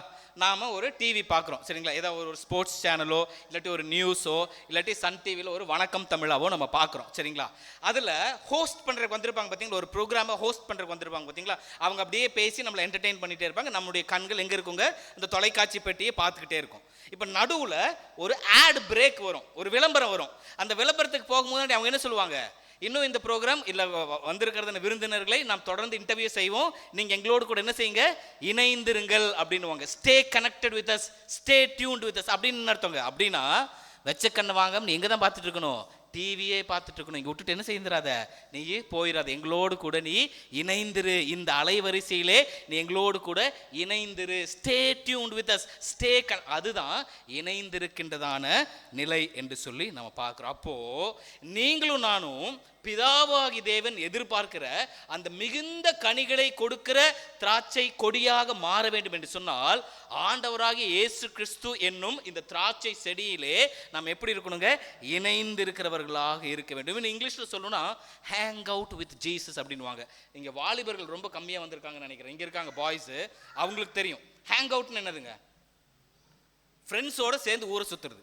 ரொம்ப சிம்பிளாக சொல்கிறேன். சரிங்களா? I'm going to hang out with my friend. இப்போ நான் சொல்கிறேன், இப்போ எங்கள் அப்பா கிட்ட நான் வெளியில் போகிறேன்னு வச்சுங்க, எங்கள் அப்பா கேட்குறாரு, மகன் எங்கே போகிறேன் அப்படின்னா, date I'm going to hang out with my friends. அப்படின்னா என் ஃப்ரெண்ட்ஸோட நான் கொஞ்சம் சுற்றிட்டு வரேன், அவங்களோட கூட இணைந்து அவன் எங்கே போகிறான், நான் அவங்க ஊர் போகிறேன், அவன் எங்கே டீ குடிக்கிறான், நான் அங்கே டீ குடிக்கிறேன், அவன் எங்கே போய் உட்காந்து அரட்டை அடிக்கிறான், நான் அங்கே போய் அரட்டை அடிக்கிறேன், அவன் எங்கே போய் பஃப் சாப்பிட்றான், நான் கூட போய் பஃப் சாப்பிட்றேன், அவன் எந்த மாலுக்கு போகிறான், அவங்க கூட போய் நான் ஐஸ்கிரீம் சாப்பிட்றேன் அப்படி என்று சொல்லி என்னோட ஃப்ரெண்டோடு கூட இணைஞ்சு நான் சுற்றுறேன். பார்த்தீங்களா? அதற்கு பேர் என்னதுங்க? Hang out. அப்போது we have to hang out with Jesus. அதுதான் இணைந்திருக்கிற நிலை. அப்படி என்று சொன்னால் உங்களுடைய அன்றாட வாழ்க்கையில நீங்க செய்யக்கூடிய எல்லா காரியத்திலும் நீங்க யாரை வச்சிருக்கணுங்க? ஆண்டவராக இயேசு கிறிஸ்துவை நீங்க வச்சிருக்கணும். நீங்க சமைக்கிறீங்களா, உங்க கூட யார் இருக்கிறாரு? ஆண்டவராக இயேசு கிறிஸ்து இருக்காரு. நீங்க டிரைவ் பண்றீங்களா, உங்க கூட யார் இருக்காருங்க? ஆண்டவராக இயேசு கிறிஸ்து இருக்கிறாரு. சரிங்களா? நீங்க பஸ்ல பயணப்பட்டு போறீங்களா, உங்க பக்கத்துல யார் இருக்கிறாருங்க? ஆண்டவராக இயேசு கிறிஸ்து இருக்கிறார். அப்போ நீங்க தனிமையான ஆள் அல்ல, உங்க கூட சேர்ந்து யார் வராருங்க? ஆண்டவராக இயேசு கிறிஸ்து வராரு. You are going to hang out with Jesus. அதுதான் இந்த இணைந்து இருக்கிற நிலை என்று சொல்லி நாம பார்க்கிறோம். நல்லா கவனிங்க. இப்போ இந்த திராட்சை செடி இருக்குது பாத்தீங்களா? இந்த திராட்சை செடியில ஒரு அடிவேர் இருக்கும், ரூட் ஸ்டாக் அப்படின்னு சொல்லுவாங்க. சரிங்களா? இந்த அடிவேருடைய, இந்த திராட்சை செடியின் அடிவேருடைய ஸ்பெஷாலிட்டி என்னன்னா, அதற்கு அதிக எதிர்ப்பு சக்தி உண்டு. அந்த வேருக்கு என்ன உண்டுங்க? அதிக எதிர்ப்பு சக்தி உண்டு. சரிங்களா? நல்லா கவனிங்க. அப்போ இந்த கொடிகள், திராட்சை கொடிகள் எங்க இணைஞ்சிருக்குங்க? இந்த திராட்சை செடியிலிருந்து வரக்கூடிய இந்த வேர்ல இருந்து அப்படியே இந்த கொடிகள் இணைஞ்சிருக்கும். சரிங்களா? அப்போ இந்த கொடிகள் இந்த செடியோடு கூட, குறிப்பாக இந்த வேரோடு கூட இணைந்திருக்கிற பொழுதுதான் இதுல இருக்கிற எதிர்ப்பு சக்தி எதுக்கு கிடைக்குங்க? இந்த திராட்சை கொடிக்கு கிடைக்கும். எங்க இருக்கிற எதிர்ப்பு சக்தி? இந்த வேர் இருக்குது பாத்தீங்களா? அந்த வேர்ல இருக்கிற எதிர்ப்பு சக்தி இப்ப எங்க கிடைக்குங்க? இந்த கொடிக்கு கிடைக்கும். அது மாத்திரமல்ல, வெளியிலிருந்து, என்விரான்மெண்ட்ல இருந்து, சுற்றுப்புறத்திலிருந்து வரக்கூடியதான நோய்களுக்கு அல்லது பூச்சிகளுக்கு அல்லது ஆபத்துகளுக்கு இந்த திராட்சை கொடியானது எப்படி தப்பித்துக் கொள்ள முடியும் என்று சொன்னால், அது அந்த செடியோடு கூட இணைந்திருந்தால் மாத்திரமே இப்படிப்பட்டதான ஆபத்துகளிலிருந்து என்ன செய்ய முடியுங்க? தன்னை தற்காத்து கொள்ள முடியும். இல்லை என்று சொன்னால் it is easy for the branches to get affected என்று சொல்லி பார்க்கிறோம். ஈஸியா என்ன செய்யுங்க? புறச்சூழலிலே அது ஈஸியாக விழுந்து விடும். புறச்சூழல் வழியாக வரக்கூடியதான நோய்களுக்கு, பூச்சிகளுக்கு அல்லது ஆபத்துகளுக்கு என்ன செய்யுங்க? இந்த கொடியானது சீக்கிரமா மாட்டிக்கும். அப்போ அது எங்க இணைஞ்சிருக்கணுங்க? அந்த செடியில இணைஞ்சு நிலைத்திருக்க வேண்டும். அப்போ இந்த ஸ்டாக்ல இருக்கக்கூடியதான அந்த எதிர்ப்பு சக்தி எதுக்கும் டிரான்ஸ்ஃபர் ஆகுங்க? இந்த கொடிகளுக்கும் டிரான்ஸ்ஃபர் ஆகும். அது மாத்திரமல்ல, நல்லா கவனிங்க. இந்த திராட்சை கொடிகள் இந்த திராட்சை செடியில் இருக்கிற உயிரோற்றத்தினால தான் இது ஜீவன் உள்ளதாக இருக்கும். அதற்கென்று தனியா என்ன கிடையாதுங்க? ஜீவன் கிடையாது. அதுக்கு லைஃப் எங்க இருந்து வருதுங்க? இந்த செடியிலிருந்து தான் லைஃப் வருது. அப்போ உயிரோட்டத்திற்கும் தனக்கு வேண்டியதான எல்லா விதமான நியூட்ரிஷன்ஸ் சத்துக்களுக்கும், தனக்கு வேண்டியதான எல்லா விதமான நீர் சத்துக்களுக்கும் இந்த கொடியானது எதை சார்ந்திருக்கணுங்க? இந்த செடியை சார்ந்திருக்க வேண்டும். அது கூட இணைஞ்சிருக்க வேண்டும். அப்போ இங்கிருந்து வர ஸ்ட்ரென்த் அதை எடுத்துக்கும், இங்கிருந்து வர நியூட்ரிஷன் அந்த கொடி எடுத்துக்கும், இங்கிருந்து வர நீர் சத்தை எடுத்துட்டு தான் இது எப்படி இருக்குங்க? பசுமையாக இருக்கும். அப்போ நல்லா கவனிங்க. கனி, நாம் நீங்களும் நானும் கனி கொடுக்கணும்னா நாம் இயேசுவோடு நிலைத்திருக்கிற பொழுதுதான் இயேசுவுக்குள்ளாக இருக்கிற ஜீவன் இப்ப என்ன ஆகுங்க? நமக்குள்ளாக அது டிரான்ஸ்ஃபர் ஆகும். அது ஊடுருவி பாயும். இயேசுவுக்குள்ளாக இருக்கிற வல்லமை அது நமக்குள்ளாக கடந்து வரும். இயேசுவுக்குள்ளாக இருக்கிற பலன் அது நம்முடைய வாழ்வின் வழியாக என்ன செய்யுங்க? அது வெளிப்படும் என்று சொல்லி நம்ம பார்க்கிறோம். இயேசுவுக்கும் எனக்கும் கனெக்ஷனே இல்லாமல் இருப்போம் என்று சொன்னா நமக்கு என்ன இருக்காதுங்க? அந்த ஸ்ட்ரென்த் இருக்காது, நமக்கு எதிர்ப்பு சக்தி இருக்காது. அப்படின்னு என்ன அர்த்தங்க? வெளியிலிருந்து இந்த உலகத்தின் வழியாக நமக்கு வரக்கூடியதான எல்லா விதமான சோதனைகளும் நம்ம சிக்கி தவிழ்த்து நாம் என்ன செய்வோங்க? நாம அழிந்து போகிறவர்களாக இருப்போம். ஆனா இயேசுவோடு கூட நம்ம நிலைச்சிருக்கிற பொழுது புறச்சூழல்கள் எப்படிப்பட்டதா இருந்தாலும் நாம் கர்த்தருடைய பராமரிப்புக்குள்ளாக நாம் பாதுகாக்கப்படுவோம். அதை நம்ம மறந்து விடவே கூடாது. இப்ப நல்லா கவனிங்க. இப்ப இயேசுவோடு நிலைத்திருக்கிறது அப்படின்னு நம்ம கத்துக்கிட்டோம். அது கண்டிப்பா இருக்கணும். இருந்தாதான் நமக்கு என்ன கிடைக்குங்க? ஒரு மிகுந்த கனிகளை கொடுக்கிற கொடிகளாக நாம மாறுவோம். அப்போ இயேசுவோடு நிலைத்திருக்கிறதுங்கிறது என்னது? இப்ப அது தெரியணும்ல. இப்ப நான் சொன்னது இயேசுவோடு நிலைச்சிருக்கிறதுனால தியரியா நம்ம பார்க்கறது. ஆனா அது எப்படி, அந்த அனுபவம் எப்படி அப்படின்னா, இப்ப உதாரணத்திற்கு நம்ம வீட்டில் இப்போ ஈஸ்டர் வரப்போகுது. சரிங்களா? நல்ல பிரியாணி நீங்கள் செய்கிறீங்க, நல்ல ஒரு சிக்கன் ஃப்ரை செய்கிறீங்க, இல்லை ஏதோ ஒரு சைட் டிஷ் எல்லாம் செய்கிறீங்கன்னு வச்சுங்க. எல்லாம் சாப்பிட்டு முடிச்சுட்டு நம்ம பிளேட்டில் என்ன இருக்குங்க? அந்த ஆயிலு, அந்த ஃபேட்டு அதெல்லாம் அப்படியே பிளேட்டில் இருக்கும். வந்திருக்கிற பிஸியில் ரிலேட்டிவ்ஸ் வந்திருக்காங்க, கெஸ்ட் வந்திருக்காங்கன்னு வச்சுங்க. பிஸியில் நீங்கள் என்ன செய்கிறீங்க? பாத்திரத்தை கழுவலை, அப்படியே பாத்திரத்தை வச்சுட்டீங்க. சாயந்தரம் வரைக்கும் எல்லாம் உட்காந்து அரட்டை அடிக்கிறீங்க. இப்போ இந்த பாத்திரம் என்ன ஆயிடுங்க? நல்லா காஞ்சி போயிருமா? நல்லா அப்படியே அந்த தட்டோடு அந்த கொழுப்பு எல்லாம் கெட்டியாகி, ஆயில் கட்டை எல்லாம் கெட்டியாகி அப்படியே அது காஞ்சு போய் வரன்னு இருக்கும். சரிங்களா? நீங்கள் அப்படியே எடுத்து அந்த பாத்திரத்தை தேய்க்கிறதுன்னு எப்படிங்க? கஷ்டம். அப்போ நம்ம என்ன பண்ணலாம்? இப்போ நாங்கள் ஐயருக்கு படிக்கும் போதெல்லாம், ஐயாவுடைய காலேஜில் இருந்திருக்குன்னு நினைக்கிறேன், எங்களுடைய மெஸ் ஹாலில் பார்த்தீங்கன்னா அந்த வாஷ் பேஷனில் ஒரு டப்பு ஃபுல்லாக ஹாட் வாட்டர் போட்டு அந்த ஹாட் வாட்டரில் சோப் லிக்விட் போட்டு வச்சுருப்பாங்க. சரிங்களா? நீங்கள் சாப்பிடக்கூடியதான பொருள், உணவுப் பொருட்கள் எவ்வளவு பிசுபிசுப்பாக கரை தன்மையோடு கூட இருந்தால் கூட அந்த தட்டை அந்த டப்புக்குள்ளே, அந்த ஹாட் வாட்டர் டப்புக்குள்ளே அப்படி ஒரு 10 செகண்ட் நீங்கள் மூழ்க விட்டுட்டீங்கன்னு வச்சுங்க, அது ஆட்டோமேட்டிக் என்ன செய்யுங்க, அந்த மேலே இருக்கிற அழுக்கு, அந்த மேலே இருக்கிற டர்ட்டெல்லாம் ஆட்டோமேட்டிக்காக அது அப்படியே ரிமூவ் பண்ணிடும். அப்போது இயேசுவோடு கூட நிலைத்திருக்குது அப்படிங்கிறது என்னன்னா, அவருடைய பிரசன்னத்தில் நம்மை மூழ்கடிக்க செய்யணும். அதுதான் இயேசுவோடு கூட நிலைத்திருக்கிறது என்பது. சரிங்களா? நம்ம சொன்ன காலையில் நம்ம எழுந்த உடனே நம்ம யாருடைய பிரச்சனத்தில் நம்மளை மூழ்கடிச்சிடணுங்க, கர்த்தருடைய சமூகத்தில், அவருடைய பிரச்சனத்தில் நம்மை முற்றிலுமாக மூழ்கடிச்சிடணும். ஏன்னா நாம் எப்படி இருக்கிறோங்க, நாம் குறை குற்றங்களோடு பாவம் செய்த மனிதர்களாக நமக்கென்று சில லிமிட்டேஷன்ஸோடு தான் நம்ம கர்த்தருடைய சமூகத்தில் வரோம். நம்மை கர்த்தருடைய பிரச்சனத்தில் மூழ்கடிக்கிற பொழுதுதான் அவர் என்ன செய்வாருங்க, நம்மை சுத்திகரிக்கின்றவராக இருப்பார், நம்மை பரிசுத்தப்படுத்துகிறவராக இருப்பார். ஏன்னா அந்த பரிசுத்தம் நமக்கு அனுதினமும் வேணும். ஏன்னா நம்ம மிகுந்த கனிகளை கொடுக்கணும். இப்போ சாதாரணமாக கனி கொடுக்கிற இந்த செடி மிகுந்த கனிகளை கொடுக்கணும்னா அந்த தோட்டக்காரர் என்ன செய்யணும், அதை அப்பப்போ கட் பண்ணி விட்டுக்கிட்டே இருக்கணும். சரிங்களா? எதெல்லாம் தேவையில்லையோ அந்த காரியங்களெல்லாம் அவர் ப்ரூன் பண்ணி விட்டுட்டே இருக்கணும், அரித்து போட்டுட்டே இருக்கணும். சரிங்களா? அப்போ அதுபோல் நம்முடைய வாழ்வில் நம்மை ஆண்டவருடைய பிரச்சனத்திற்குள்ளாக நம்ம மூழ்கடிக்க செய்யும் பொழுது நம்முடைய வாழ்க்கையில் என்னென்ன காரியங்கள் எல்லாம் தேவையில்லாமல் இருக்குதோ அதையெல்லாம் கர்த்தர் செய்வாருங்க, சுத்திகரிக்கின்றவராக இருப்பார். அப்போது நாம் கனி கொடுக்கிற நிலையிலிருந்து அதிக கனி கொடுக்கிறவர்களாக, அதிலிருந்து தாண்டி மிகுந்த கனி கொடுக்கிறவர்களாக மாற முடியும். அது மாத்திரமல்ல, இன்னைக்கு பொதுவாக அநேக கிறிஸ்தவர்கள் எப்படி இருப்பாங்கன்னா, டிப் டீ குடிக்கிறவர் மாதிரி இருப்பாங்க. இந்த டிப் டீங்கிறது தெரியும் இல்லைங்க, ட்ரெயின்லலாம் ட்ராவல் பண்ணும்போது டீ கொண்டு வந்து கொடுப்பாங்க. எப்படிங்க, கையில் ஒரு பேப்பர் கப் இருக்கும், அவங்க என்ன பண்ணுவாங்க, இப்படி காலில் வச்சு அந்த ஒரு இப்படி இருந்து பாக்கெட்லேருந்து ஒரு டிப் டீ பேக்கெட் எடுத்து போட்டு கொஞ்சம் சுடுதண்ணி ஊற்றி நம்மகிட்ட கொடுத்துருவான். சரிங்களா? இப்போ நிறைய கிறிஸ்தவர்கள் எப்படி இருக்காங்க, இந்த டிப் டீ மாதிரி இருக்காங்க. எப்படின்னா, ஞாயிற்றுக்கிழமை மாத்திரம் வந்துட்டு ஒரு டிப் பண்ணிட்டு போயிடுவாங்க. அடுத்தது ஈஸ்டருக்கு வருவாங்க, ஒரு டிப் பண்ணிட்டு போயிடுவாங்க. அடுத்தது ஹார்வெஸ்ட் வந்து தங்களை டிப் பண்ணிட்டு போயிடுவாங்க. எப்படிங்க, ஆண்டவருடைய பிரச்சனை அவங்களுக்கு அப்படி தான். எப்பாவது ஒரு வாரம் வந்து அப்படி டிப் பண்ணிட்டு போனால் போதும். அந்த வார இடைநாள் இருக்குது பார்த்தீங்களா, மண்டே டு சனிக்கிழமை வரைக்கும் ஆண்டவருக்கு அவங்களுக்கு என்ன இருக்காதுங்க, சம்பந்தமே இருக்காது. சரிங்களா? இப்போ டீ தான் ஆண்டவர்னா, அந்த டிப் அந்த பேக்கெட் இருக்குது பார்த்தீங்களா, அதுதான் கிறிஸ்தவர்கள் மேலே. இப்போ சில பேர் எப்படி இருப்பாங்க, அப்படி டிப் டிப் டிப் மட்டும் பண்ணிட்டு இருப்பாங்க. அப்படி டிப் மட்டும் பண்ணால் அந்த டீ எப்படி இருக்குங்க, லைட் டீயாக தான் இருக்கும், அது அவ்வளோ ஸ்ட்ராங்காக இருக்காது. இப்போ அதே அந்த டீ பேக்கை வெளியே எடுக்காமல் அந்த தண்ணிக்குள்ளே அப்படியே நீங்கள் போட்டீங்கன்னு வச்சுங்க, அப்போ என்ன ஆகுது, அதுக்குள்ளே இருக்கிற தண்ணி இந்த டீ பேக்குள்ளே போகுது, டீ பேக்குள்ளே இருக்கிற தண்ணி அந்த எசன்ஸ் வந்து தண்ணிக்குள்ளே கலக்குது. அப்போ ரெண்டு எப்படிங்க, ஒன்றோடு ஒன்று கலந்து அது இணைந்து இருக்குது. நீங்கள் அப்படியே விட்டுட்டிங்கன்னா அந்த டீ எப்படிங்க, ஸ்ட்ராங் டீயாக அப்படி குடிச்சோன்னே நச்சுன்னு ஒரு எனர்ஜியை கொடுக்கின்றதாக இருக்கின்றது. அப்போது கர்த்தருடைய பிரச்சனத்தில் நம்மை அர்ப்பணிக்கிற பொழுது எப்படி அர்ப்பணிக்கணுங்க, ஆண்டவரே நீங்கள் முழுவதுமாக என்னை ஆட்கொள்ளுங்க அர்ப்பணிக்கணுமே தவிர அப்பப்போ வாரம் வந்து அப்படி ஒரு டிப் பண்ணிட்டு மாத்திரம் போயிட்டு வாரத்தில் மிச்சம் 6 நாள் ஏசாமியை கண்டுக்காமல் இருக்கக்கூடாது.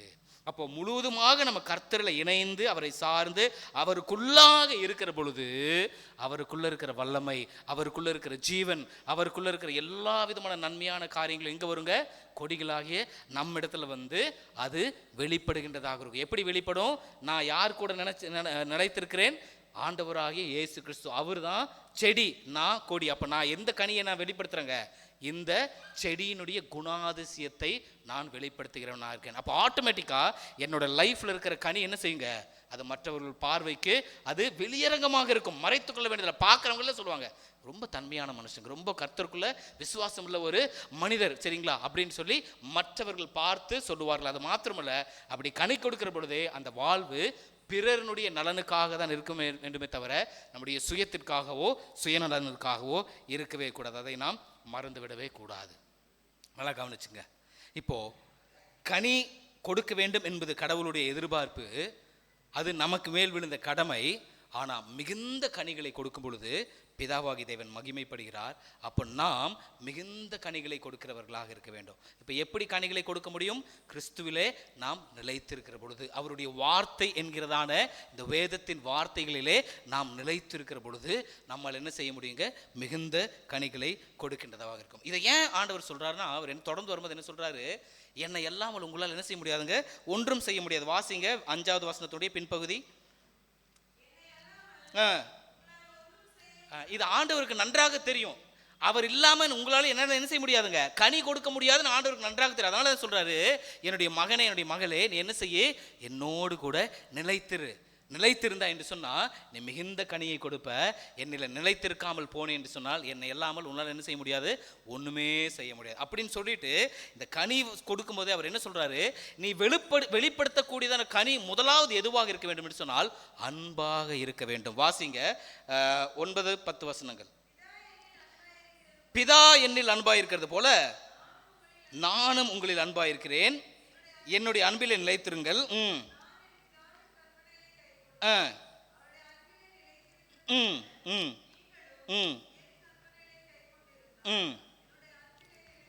என்னுடைய அன்பிலே நிலைத்திருங்கள். அப்போ அன்பிலே நிலைத்திருக்கிறது என்பது மிக மிக முக்கியம். 17வது வசனத்தை வாசிங்க.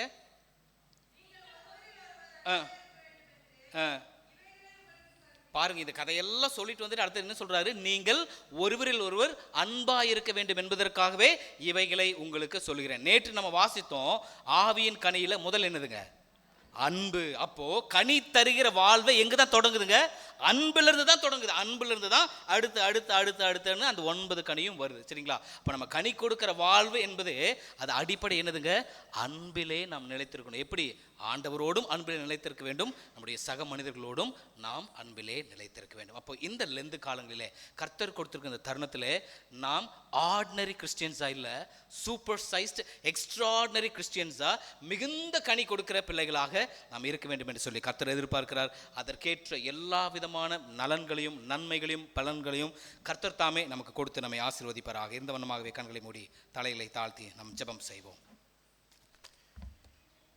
அன்பின் தகப்பனே, இந்த வேளையில கூட ராஜா, நாங்கள் வெறுமனே கனி கொடுக்கின்ற கொடியாக மாத்திரமல்ல, எங்கள் பிதாவாகி தேவன் மகிமைப்படுகிற மிகுந்த கனிகளை கொடுக்கிற கொடிகளாக மாறுவதற்கு நீர் எங்களுக்கு கொடுத்த வாய்ப்புக்காக நாங்கள் நன்றியோடு உம்மை துதிக்கிறோம், ஸ்தோத்திரிக்கிறோம் ராஜா. ஒருவேளை எங்களுடைய வாழ்வில் இவ்வளவு காலங்கள் நாங்கள் வெறும் கனி தருகிற நிலையில் நாங்கள் இருந்திருக்கலாம். ஆனால் இன்றைக்கு உங்களுடைய வார்த்தை எங்களுக்கு கொடுத்த உற்சாக நிமித்தமாக அந்த படிநிலையிலிருந்து அடுத்து நாங்கள் அதிக கனி கொடுக்கிற பிள்ளைகளாக வரவும், அதை தொடர்ந்து எங்களுடைய வாழ்நாளில் இறுதி வரைக்கும் நாங்கள் மிகுந்த கனி கொடுக்கிற பிள்ளைகளாக மாற கர்த்தர் நீர்தாமே எங்களுக்கு உதவி செய்வீராக. அது மாத்திரமல்ல ராஜா, உம்முடைய தன்மையை, உம்முடைய வாழ்வை எங்களுடைய வாழ்வை நாங்கள் வெளிப்படுத்தவும், எங்களில் இருக்கிற கனிகளை நாங்கள் வெளியரங்கமாக வெளிப்படுத்தவும், நாங்கள் பிறருக்காக வாழ, பிறருக்காக உதவ, பிறருக்காக பயனுள்ளவர்களாக இருக்க நீர்தாமே எங்களை எடுத்து பயன்படுத்தும்படியாக கொடுத்து ஜெபிக்கிறோம். இந்த வார்த்தைகள் எங்களுக்குள்ளாக கிரியை செய்து ஆசீர்வதியும். இயேசு மூலம் ஜெபம் கேட்கிறோம் அன்புள்ள பரம்பிதாவே, ஆமென்.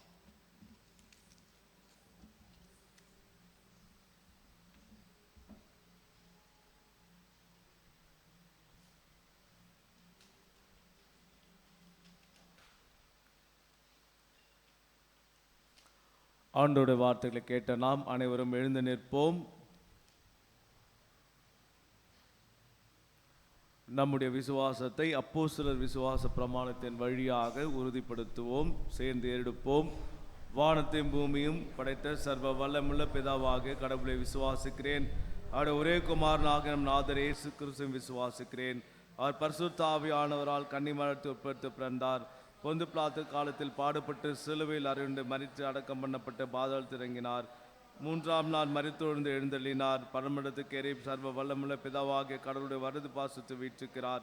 அவ்விடத்திலிருந்து உயிரோடு மருத்துவம் ஞானத்துக்கு வருவார். பரிசுத்த ஆவியானவரை விசுவாசிக்கிறேன். பொதுவாக இருக்கிற பரிசுத்த சமயம், பரிசுத்தவான்களுடைய ஐக்கியமும் பாவ மன்னிப்பும் சரீர வீழ்த்தலும் நித்திய ஜீவனும் உண்டென்று விசுவாசிக்கிறேன். ஆமென். திருச்சபையார் அமரும்படியாக அன்போடு அழைக்கப்படுகிறீர்கள். அன்புக்குரியவர்களே, இந்த நாளிலும் இந்த வழிபாட்டில் நம்மோடு இணைந்து கலந்து கொண்டு ஆண்டுடைய வார்த்தைகளை நமக்கு பகிர்ந்திருக்கிற நம்முடைய ஆயர் ரெவரண்ட் கிறிஸ்லி ஐயா அவர்களுக்கு மீண்டுமாக திருச்சபையின் சார்பாக நன்றிகளை தெரிவித்துக் கொள்கின்றோம். நாளை காலை வழக்கம் போல் 6 மணிக்கு திருவிருந்து வழிபாடு தியானத்தோடு நடைபெறும் என்பதை திருச்சபையாருக்கு அன்போடு தெரிவித்துக் கொள்கிறோம். நாளை மாலை பரிசுத்த புதன் வழிபாடும் நடைபெறும் என்பதை திருச்சபையாருக்கு அன்போடு தெரிவித்துக் கொள்கிறோம். மீண்டுமாக நம்மையும் நம்முடைய காணிக்கைகளும் கடவுளுக்கு என்று படைக்கும் வண்ணமாக இம்மானுவேலின் இரத்தத்தினால் என்னும் பாடலை நாம் இணைந்து பாடலாம். அப்போது நம்மையும் நம்முடைய காணிக்கைகளும் கடவுளுக்கு என்று நாம் படைப்போம்.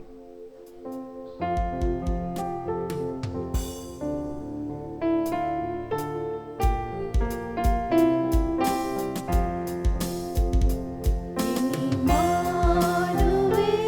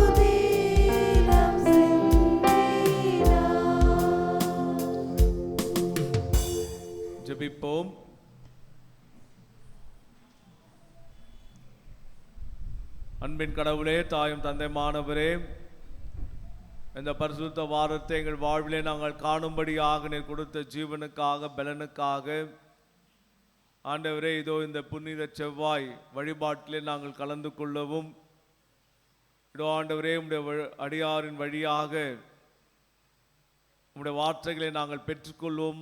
ஆண்டவரே, எங்களை இந்த இல்லத்திலே உம்முடைய பிரசன்னத்தினாலே நிரப்பியிருக்கிறீரே, உம்மை துதிக்கிறோம், உம்மை ஸ்தோத்திரிக்கிறோம், நன்றி செலுத்துகிறோம். ஆண்டவரே, இதோ நீர் எங்கள் வாழ்விலே செயல்படுகிற கடவுளாக இருப்பதற்காக நன்றி செலுத்துகிறோம்.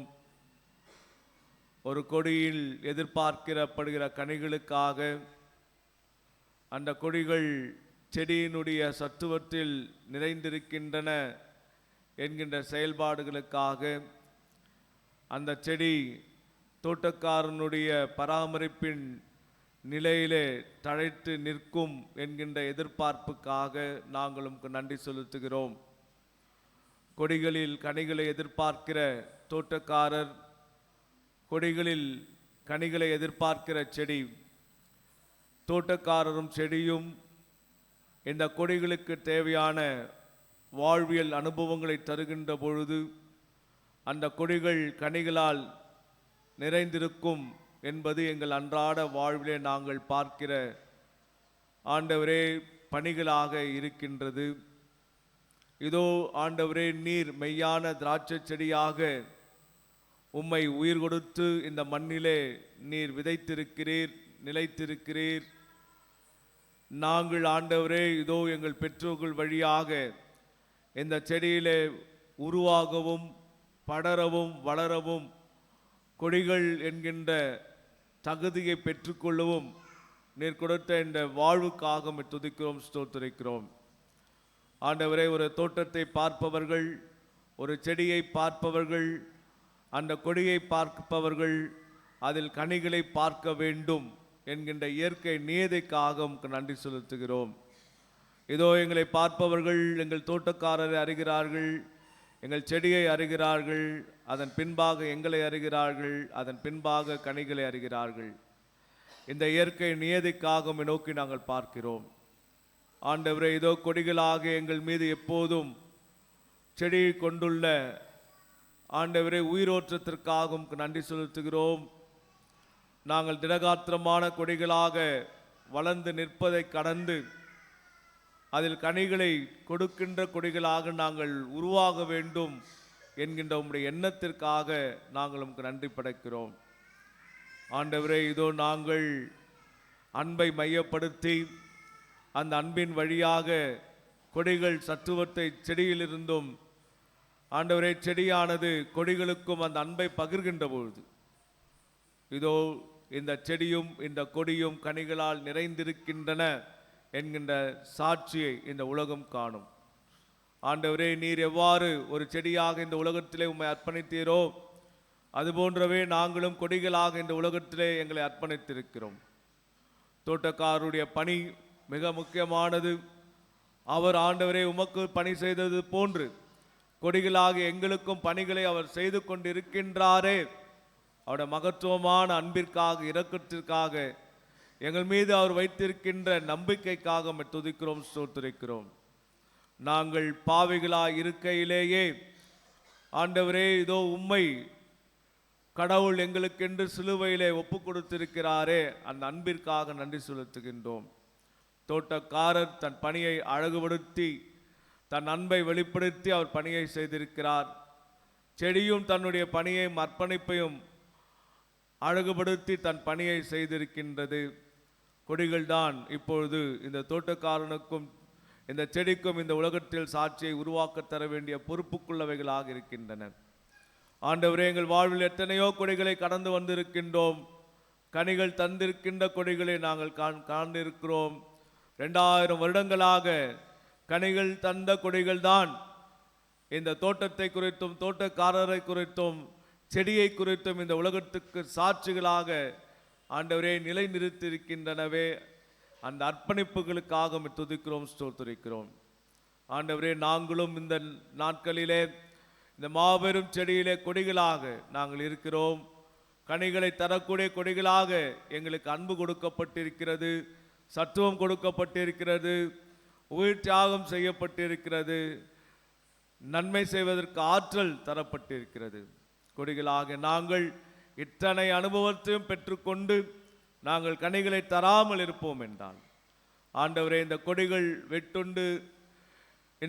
வெட்டுண்டு நாளை இந்த செடியும் கொடிகளற்ற செடிகளாக இந்த உலகத்தில் இருக்கின்ற பொழுது, ஆண்டவரே, கிறிஸ்தவம் அது உருவான அனுபவமும் கிறிஸ்தவம் தன்னை நிலைநிறுத்தி கொண்ட அனுபவமும் இன்றைய நாட்களின் கொடிகளாக எங்களால் அது இழந்து விடாதபடி எங்களை அர்ப்பணிக்கின்றோம்.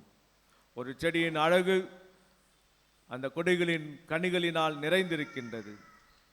எங்கள் செடியை எப்போதும் எங்கள் வாழ்விலே அழகுபடுத்துகிற கொடிகளாகவே எங்களை நாங்கள் அர்ப்பணிக்கிறோம். உம்முடைய வார்த்தை, உம்முடைய அன்பு எங்கள் வாழ்விலே நிலைத்திருக்க, நாங்கள் உம்மிலே நிலைத்திருக்க, நீர் எங்களிலே நிலைத்திருக்க எங்களை அர்ப்பணிக்கின்றோம். ஆண்டவரே, உம்முடைய வார்த்தைகளை மிக ஆழமாக பகிர்ந்திருக்கின்ற இந்த அடியவருக்காக நன்றி செலுத்துகிறோம். அவரை தொடர்ந்து நீ அநேக இடங்களுக்கு எடுத்து பயன்படுத்த வேண்டுமாய் உம்மை நோக்கி நாங்கள் ஜெபிக்கிறோம். இப்போதும் ஆண்டவரே, உம்முடைய செடியில் இருக்கிற கொடிகள், அவருடைய எண்ணங்கள், எதிர்பார்ப்புகள், ஜெபங்கள், அவருடைய வாழ்வின் தேவைகள், அந்த தேவைகளின் வழியாக இந்த கொடிகள் தங்களை கனி தருகிற கொடிகளாக அர்ப்பணித்துக் கொள்கிற அனுபவங்கள் எல்லாவற்றும் நீர் கிருபையாய் ஆசீர்வதிங்கப்பா. நாளை இந்த தோட்டக்காரனுக்கு ஒரு பெருமை வேண்டும் என்றால், நாளை இந்த செடிக்கு ஒரு பெருமை வேண்டும் என்றால், நியாயத்தீர்ப்பில் இந்த தோட்டக்காரனும் இந்த செடியும் இந்த உலகத்தின் நியாயத்தீர்ப்பின் அனுபவங்களிலே நிம்மதியை அடைய வேண்டும் என்றால், இந்த கொடிகள் கனிகள் தரக்கூடிய கொடிகளாக, கனிகள் தரக்கூடிய கொடிகள் எப்போதுமே காப்பாற்றப்பட கொடிகளாக, கனிகளை தர மறுக்கின்ற கொடிகள் அந்த செடியிலிருந்து ஒவ்வொரு நிலையிலும் எடுக்கப்பட வேண்டிய சூழல்கள் உள்ளதாக நீர் பணியாற்ற வேண்டுமாய் எங்கள் அர்ப்பணிக்கிறோம். இதோ எங்கள் பெற்றோர்கள் என்கின்ற கொடிகளுக்காக துதிக்கிறோம், ஸ்தோத்திரிக்கிறோம். அந்த கொடிகள் அநேக கனிகளை தந்தது போன்று இதோ அந்த கிளை கொடிகளாக நாங்கள் கனிகளை தருவதற்கு எங்களை அர்ப்பணிக்கிறோம். எங்களை கண்டு எங்கள் சந்ததிகள் ஆண்டவரே கனிகளை தரக்கூடிய சந்ததிகளாக, கொடிகளாக, துளிர்களாக நீர் ஒவ்வொரு சந்ததியும் உருவாக்க வேண்டுமாய் உம்மை நோக்கி நாங்கள் ஜெபிக்கிறோம். நாளை ஆண்டவரே, இந்த உலகத்திற்கு நீர் வருகின்ற பொழுது, இந்த உலகத்திற்கு தோட்டக்காரர் செடியாக உம்மை அனுப்புகின்ற பொழுது, இந்த கொடிகளை கண்டு நீங்கள் ஆண்டவரே மகிழ்ந்து எங்களை மீண்டும் மீண்டுமாக அந்த நிலைவாழ்வுக்குரியவர்களாக எங்களை தகுதிப்படுத்த, ஆண்டவரே, இந்த கொடிகளை எப்போதுமே சத்துவம் உள்ளதாய், உமது அன்பை உணரக்கூடியதாய், நீர் விரும்புகிற அனுபவங்களுக்கெல்லாம் அர்ப்பணிக்கக்கூடியதாய் இந்த கொடிகளை தகுதிப்படுத்தும், நிலைநிறுத்தும். அந்த கொடிகளின் வாழ்வுக்குரிய அனுபவங்களை எப்போதும் நீர் கண்டு வழிநடத்த வேண்டுமாய் உமக்கு நாங்கள் ஜெபிக்கிறோம். எங்களை தாழ்த்துகிறோம், திருக்கரத்தில் தருகிறோம். இந்த நன்மைகள் அனைத்தையும் இறைமகன் இயேசு கிறிஸ்துவின் வாழ்நன்று ஜெபிக்கிறோம். அன்பு நிறைந்த கடவுளே, ஆமென். நம்முடைய இரட்சகர் நம் கற்பித்து தந்த நம்முடைய குடும்ப ஜெபத்தை அவர் அருளப்பட்ட தைரியத்தோடு சொல்லுவோம். பரமண்டலங்களுக்கு எங்கள் பிதாவே, உம்முடைய நாமம் பரிசுத்தப்படுவதாக, ராஜ்யம் வருவதாக, உம்முடைய சித்தம் பரமண்டலத்திலே செய்யப்படுகிற போல பூமியிலும் செய்யப்படுவதாக. அன்றன்றுள்ள அப்பத்தை எங்களுக்கு இன்று எங்கள் தாரும். எங்கள் சோதனைக்குள் பிரவேசிக்க பண்ணாமல் தீமை இன்று எங்களை ரட்சித்துக் கொள்ளும். ராஜ்யம் வல்லமையும் மகிமையும் என்றென்றைக்கும் உம்முடையவைகளே. ஆண்டுடைய ஆசீர்வாதத்தை நாம் பகிர்ந்து கொள்ளலாம். நம்முடைய ஆண்டவராகிய இயேசு கிறிஸ்துவின் கிருபையும் தாயும் தந்தையுமாக இருக்கிற கடவுளின் அன்பும் உலகத்திலே கிறிஸ்து என்னும் திராட்சை செடியில் கொடிகளாக இருக்கின்ற நம்மை மிகுந்த கனிகளை தரக்கூடியவர்களாக, அதிக கனிகளை தரக்கூடியவர்களாக நம்மை உருவாக்குகிற தூய் ஆவியானவரின் கூட்டுறவும் இன்றும் என்றும் சதா காலங்களிலும் நம்மோடு நிலைத்திருந்து நம்மை வழிநடத்துவதாக.